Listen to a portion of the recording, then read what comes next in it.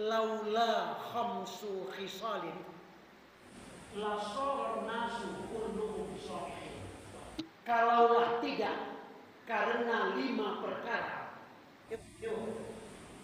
kalaulah tidak karena 5 faktor, kalaulah tidak karena 5 sebab. Kece siapa? Kece siapa? Kece Ali bin Abi Thalib. Kalaulah tidak karena 5 faktor, 5 sebab, lasaron nasu kulluhum sholihin. Manusia ini, manusia ini sudah menjadi orang soleh semuanya. Nah, ya. Kalau tidak karena 5 faktor, tapi dek karena adonan 5 faktor kuah, adonan 5 sabab kuah, maka ndak sadonya orang berhasil menjadi orang soleh. Bercita-cita lah ibu, tapi ndak sadonya berhasil, ndak sadonya sukses menjadi orang soleh. Ya, tadi kalau kita katakan bu, kalau nyo normal pastinya ingin menjadi orang soleh, tapi ternyata tidak semua orang berhasil menjadi orang.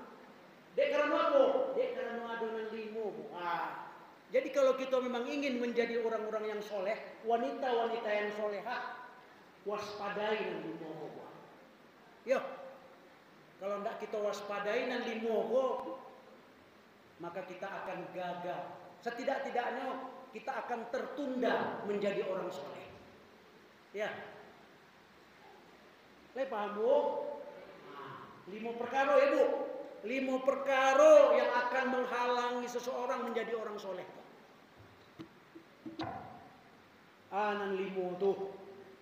Nan pertama, ya, yang membuat seseorang gagal menjadi orang soleh itu nan pertama bu.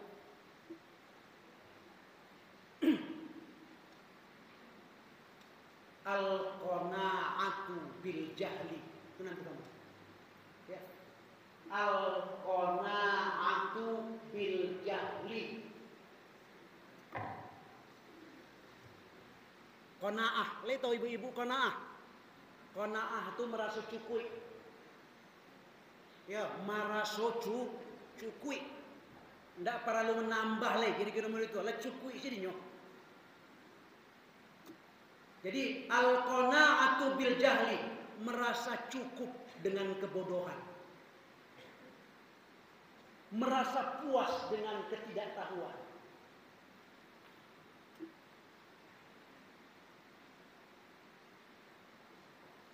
Artinya bahwa inyo tidak termotivasi, inyo tidak terdorong untuk menambah pengetahuannya, terutama pengetahuan agama. Jadi kalau boleh kita gambarkan, pengetahuan agamanya 10, 20 tahun, 30 tahun yang lalu sama saja ke pengetahuan agamanya kini. Tidak ada perubahan, tidak ada bertambah. Bangun kalau tidak ada bertambah, ini lah merasa cukup. Lah merasa cukup, lah merasa hebat, memang le nambah. Alah kaji itu kayak itu ya kan, kalau tidak surga neraka, kan itu. Ngalu ditambah. Merasa cukup dengan kebodohan, merasa puas dengan ketidaktahuan, itu tuh. Tidak terdorong dan tidak termotivasi untuk menambah ilmu pengetahuan. Ya bu, terutama ilmu pengetahuan agama. Jadi kalau ada orang bu yang merasa cukup, ya, tidak ingin lagi menambah ilmunya, jangan bermimpi jadi orang soleh. Ya bu, tidak ada cerita. Sebab bu, itu urusan agama. Nan akan kita pakai bukan hanya di dunia, tapi sampai di akhirat. Sedangkan urusan dunia saja butuh ilmu. Nan kita akan memakainya hanya sebatas di dunia. Apa lain untuk akhirat? Ndak mau beraja, baru cerita tuh. Untuk dunia saja nan hanya 70-80 tahun paling tinggi. Ya, 90 itu lah lebih itu. Ya, kalau ada 100 ya itulah bonus. Kan itu. Nah, itu pakai ilmu. Kata Nabi, man arada dunia fa'alaihi bil ilmi, wa man arada al-akhirah fa'alaihi bil ilmi, wa man aradahuma fa'alaihi bil ilmi. Itu kata Nabi itu. Siapa yang ingin sukses di dunia, maka itu dengan ilmu. Ada ilmunya. Nggak mau sukses-sukses itu saja dong. Orang ya. Ada ilmunya, Bu. Siapa yang ingin sukses di akhirat, jo dengan ilmu. Siapa yang ingin sukses dunia dan akhirat, jo dengan ilmu. Jadi ada ilmunya. Dunia kok ada ilmunya, akhirat ada ilmu. Kalau kita ingin sukses di dunia, kuasai ilmu dunia. Kalau kita ingin sukses akhirat, kuasai ilmu akhirat. Begitu, Bu.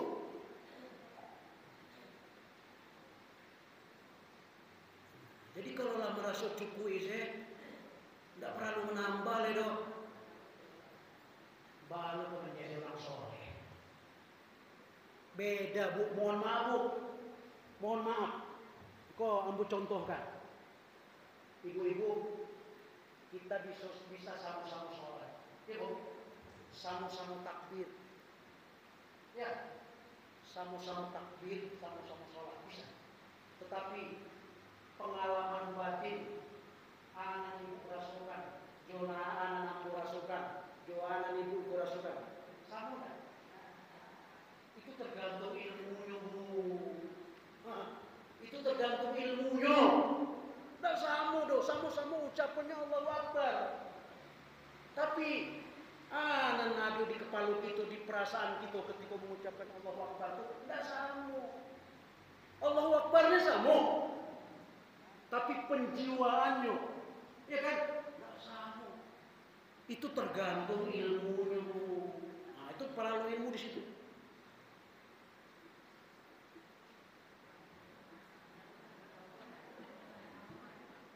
Halo. Nan pertama ya? Kan baru nan pertama. Iya. Tadi merasa cukup dengan kebodohan, merasa puas dengan ketidaktahuan. Lah jalewan tidak tahu, pueh itu baru benar. Sampai mana tuh? Baru kau menjadi orang soleh. Paham, Bu? Paham? Nah, itu baru nan pertama. Lah. Jadi kalau ingin menjadi orang soleh, kita jangan merasa cukup. Ya. Semakin hari, itu salah satu ciri, Bu. Ya. Salah satu ciri orang yang telah mendapatkan hidayah dari Allah memang itu. Semakin berumur, semakin tambah usianya, semakin semangat dia mempelajari agama. Itu tanda tuh, Bu. Ya, makin kalau ada orang lah makin tua, makin jauh dari agama, selesai. Tapi kalau makin tua, makin berumur, justru makin dekat dan makin ingin tahu dengan agama. Nah, itu menunjukkan hidayah Allah sudah masuk ke dalam hatinya. Oh, masalah masa lalu.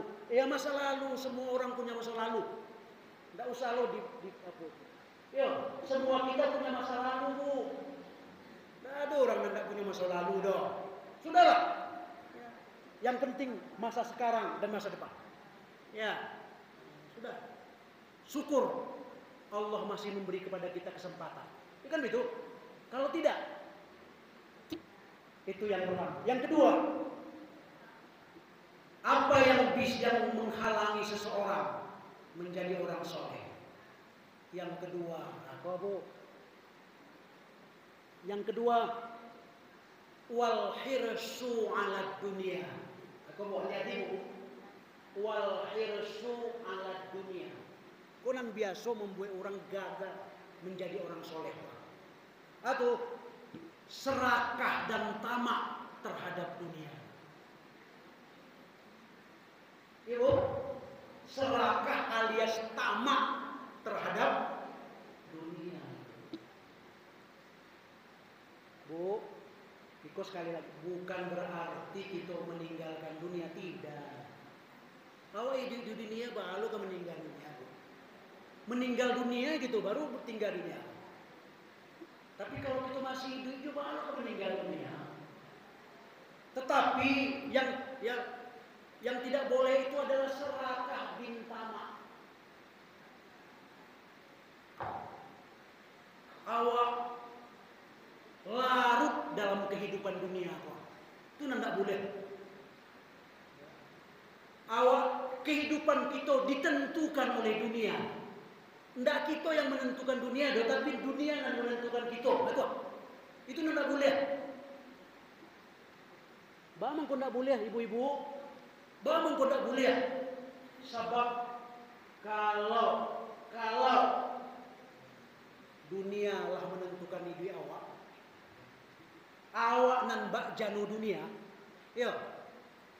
Kurang bu kalau lah bak janu dunia. Ini menjadi buto bu.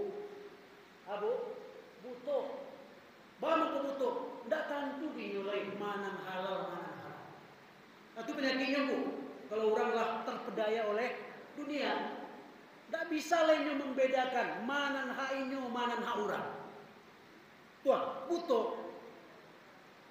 TST, talatak santuang taruh. Itu jadi rumusnya itu jadi SH, semua halal. Tidak ada di nyolain haram. Kalau kecian kenyo, jangan leh haram tuh. Lah Ustaz, zaman kini ko jangan nan haram, nan haram susah. Nah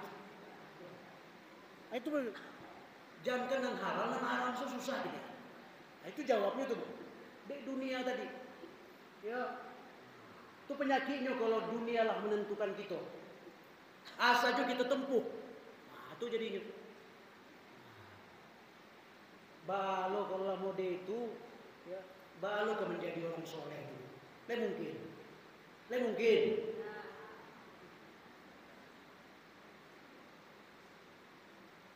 Hirsu ala dunia, serakah dan tamak terhadap dunia.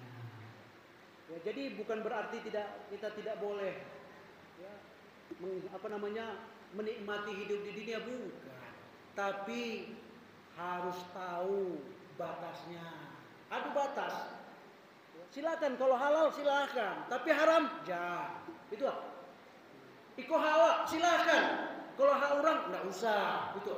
Jadi ada batas, itulah batas-batas itu telah ditentukan oleh agama. Ya, mana boleh, mana tidak kan ada. Dalam agama kan ada. Tilka hududullah, fala ta'taduha. Kata Allah itu. Allah telah menetapkan batas-batas. Ya, jangan kamu lampaui batas-batas itu. Jadi kita wajib mematuhi batas-batas yang telah ditetapkan Allah. Kenapa Allah membatasi kita? Ya bu, kan ada batas. Bagaimana kok dibatasi di Allah? Karena kita makhluk yang terbatas bu. Jadi Allah memberikan batasan untuk kita. Karena saya Allah. Allah tahu kita makhluk yang terbatas harus dibatasi. Kalau kita tidak dibatasi, hidup kita tidak akan tentram. Bu, contoh yang paling dakik.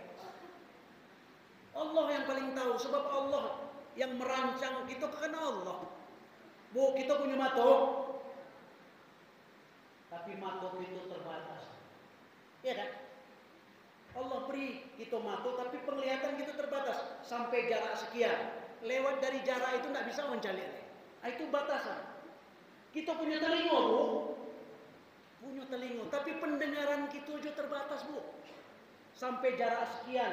Lewat dari itu tidak terdengar dia wale. Yo, mata, telinga itu diciptakan Allah terbatas seperti itu, bukan tanpa maksud, bukan tanpa tujuan. Itu karena sayang Allah. Coba bayangkan ibu-ibu kalau mata kita kok tidak terbatas, tidak bisa lalu gitu, bu. Tidak bisa makan gitu. Coba andai kata mata kita kok tidak terbatas, bu, bentuk mikroskopnya. Nampak kuman, nampak bakteri, bilu gitu kemakan. Bilu kemakan. Kemakan nyok nasi, nampak situ bakteri berjalan-jalannya. Bakteri itu kan nampaknya kalau mikroskop. Dek mata kita terbatas. Kalau mata kita tidak terbatas, nampak begitu kuman-kuman di sekeliling itu. Bilo ke makan. Atau susah kan? Telinga mau dituju, satu-satunya suara, satunya apa terdengar di telinga itu. Bilo ke lalu. Atau jale itu jadi Allah membatasi itu bukan karena apa-apa. Karena Allah lah yang paling tahu tentang kita. Jadi patuhi batas-batas itu.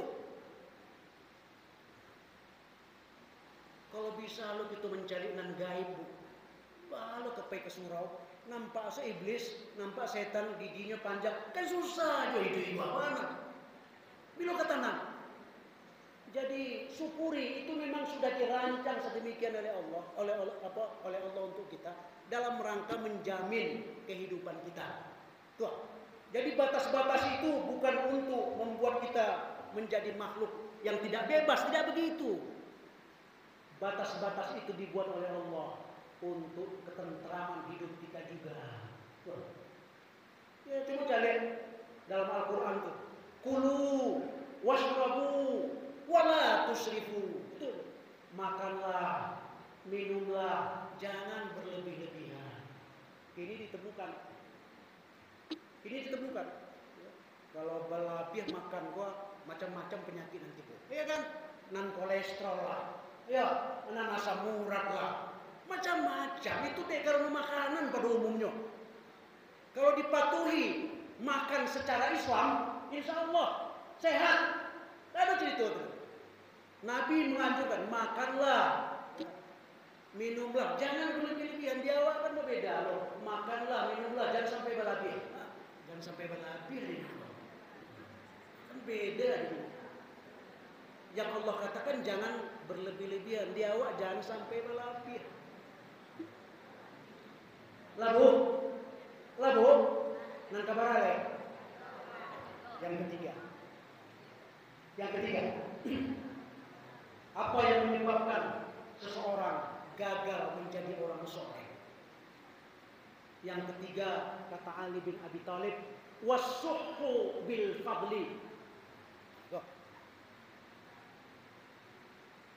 Kikir dengan kelebihan rezeki yang dimiliki.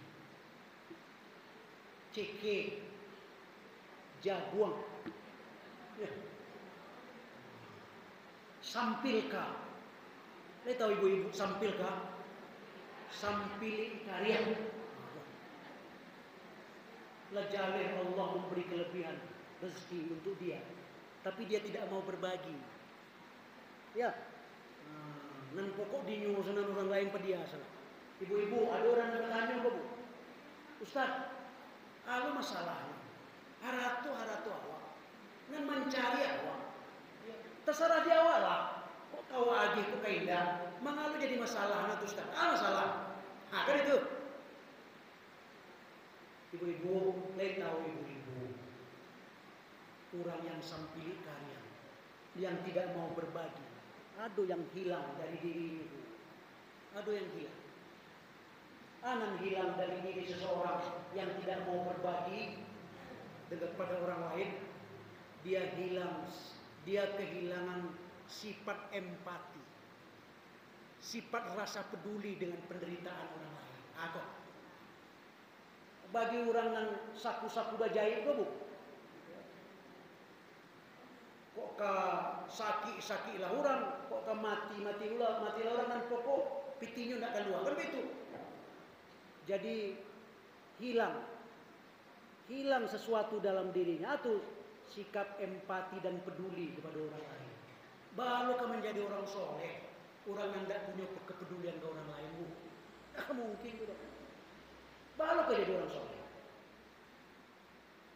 Tidak ada rasa pedulinya mencari penderitaan orang lain.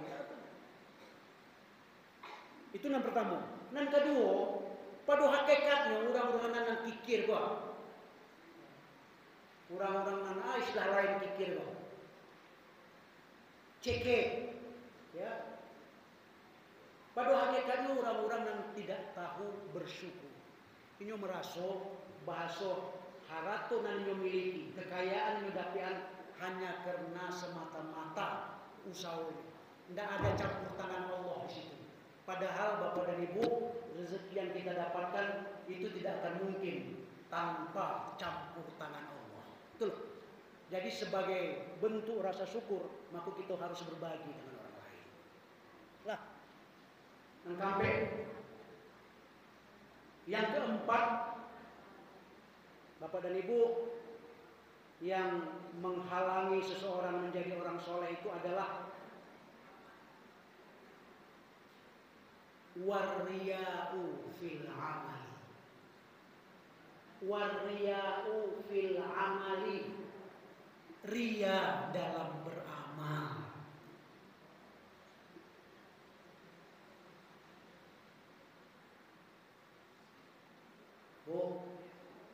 Ba'amang konyo Allah paling marah kepada orang-orang yang ria. Ya, Allah berang ke orang yang ria. Saya tahu ibu-ibu asabamnya berang Allah ke orang yang ria.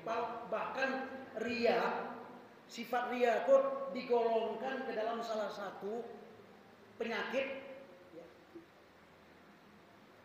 atau yang disebut dengan istilahnya asyirkul asghar, syirik kecil, syirik ketek, itu namanya ria. Allah sangat marah kepada hamba-hambanya yang ria. Kenapa Allah sangat marah kepada hamba-hambanya yang ria? Karena orang yang ria, Bu, ada yang hilang dari dirinya.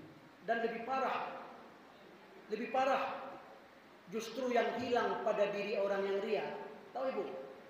Intisari dan hakikat dari agama. Hati-hati Bu. Itu yang intisari dan hakikat dari agama itu nan hilang dari diri orang nan ria. Tahu ibu-ibu?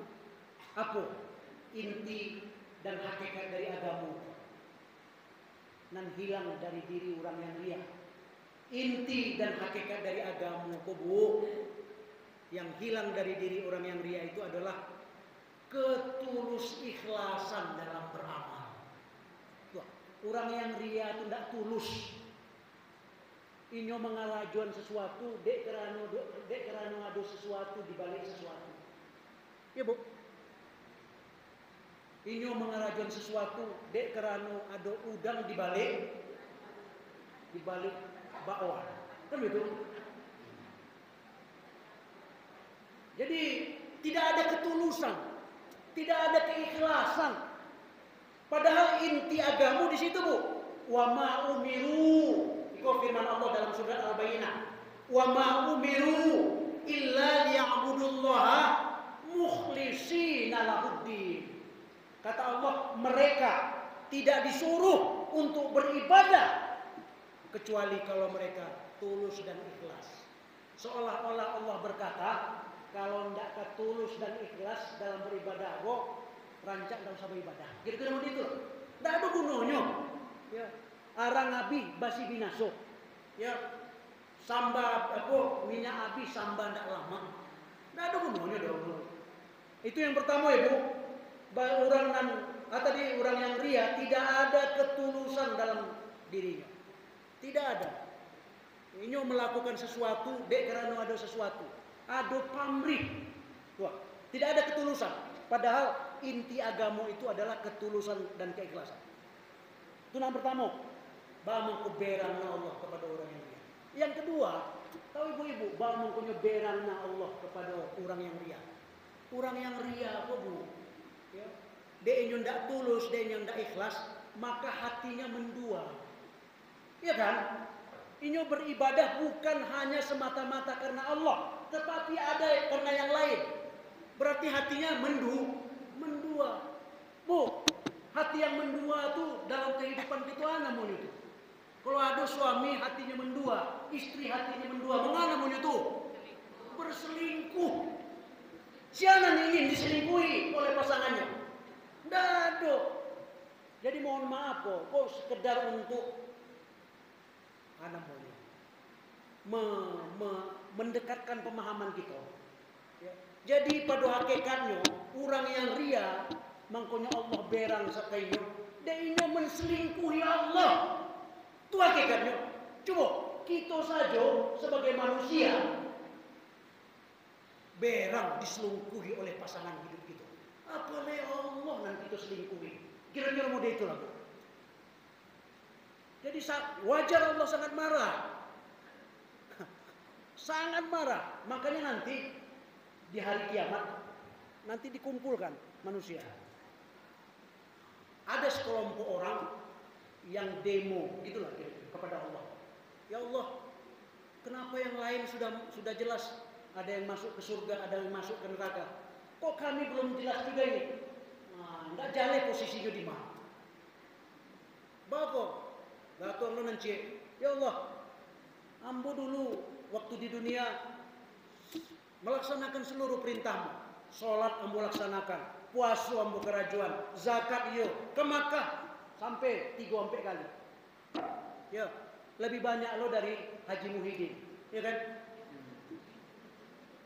Ya Bu, lah kini ndak tayang ya. Dulu kan sinetronnya tukang haji naik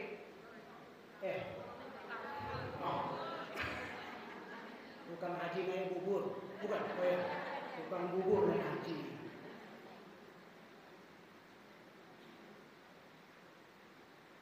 Lah Bu, jadi menseling itu mangkonya Allah sangat mas. Yang terakhir, yang kelima. Yang kelima Bu, yang menghalangi seseorang menjadi orang soleh itu wal i'jabu birra'i. Yang terakhir, wal i'jabu birra'i, merasa kagum dengan pendapat sendiri, alias sombong. Bu, kamu bertanya sebagai penutup, itu hampir 5:30. Sebagai penutup, kamu ingin bertanya ke ibu-ibu. Ibu, Bu, ya. Wal i'jabu birra'i. I'jab, ujub. I'jab merasa kagum dengan pendapat sendiri, alias sombong. Bu, coba mau tanya ke ibu-ibu. Ibu-ibu boleh tahu siapa makhluk Allah? Siapa makhluk Allah sebelum yang paling mulia kedudukannya di sisi Allah sebelum Nabi Adam diciptakan? Siapa? Iblis. Itulah makhluk Allah yang paling mulia, Bu. Paling tinggi kedudukannya, paling mulia kedudukannya di sisi Allah sebelum Nabi Adam diciptakan, iblis. Iblis itu Bu, menurut riwayat sebelum Nabi Adam diciptakan, iblis itu adalah komandan dari para malaikat. Coba yang anu. Jadi eselon 1 kamu. Oh, sangat tinggi, dadur. Wah. Tapi setelah Nabi Adam diciptakan, iblis jatuh derajatnya menjadi makhluk yang paling hina. Lai tahu ibu-ibu asabama. Dek sombong. Lai tahu, coba beko bisa ibu-ibu cari di dalam surat Al-A'raf terjadi dialog tanya jawab antara Allah dengan iblis. Betul. Ketika Allah menyuruh iblis untuk sujud kepada Adam, iblis kan tidak mau. Iblis kan tidak mau. Kan aneh kok. Padahal selama kok iblis kok tidak pernah menolak perintah Allah. Tidak pernah. Sebab itu mah makhluk Allah yang paling taat kepada Allah, paling patuh kepada Allah. Tapi nan sekali kok iblis tidak mau hanya menurut perintah mengikuti perintah Allah. Sehingga terjadilah dialog tanya jawab antara iblis dengan Allah.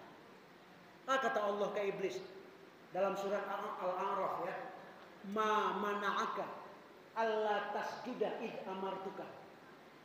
Iblis, hei iblis, kata Allah, sabananya yang membuat engkau, yang menghalangi engkau tidak mau sujud kepada Adam. Padahal yang memerintahkanmu untuk sujud kepada Adam itu aku, kata Allah. Kok bisa-bisanya engkau tidak mau?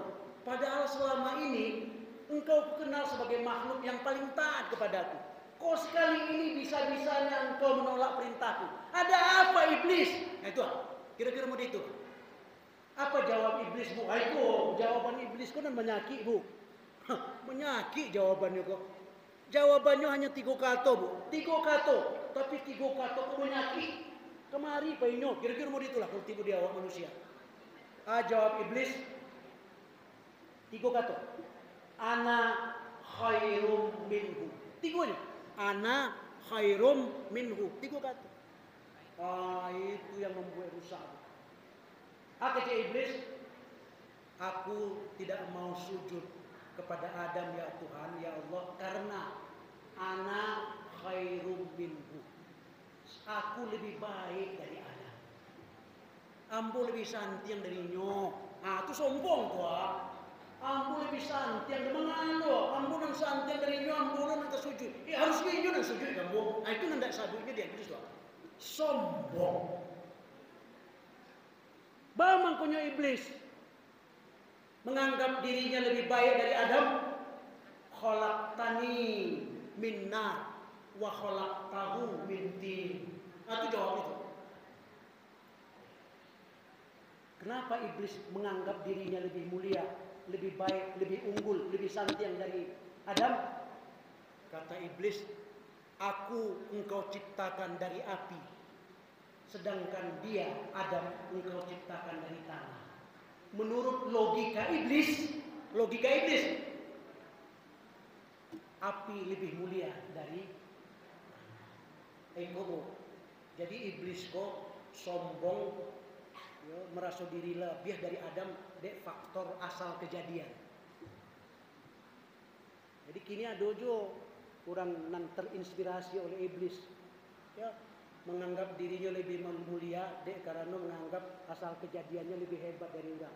Ini keturunan orang hebat-hebat, berdarah biru, orang lain darahnya darah abu-abu.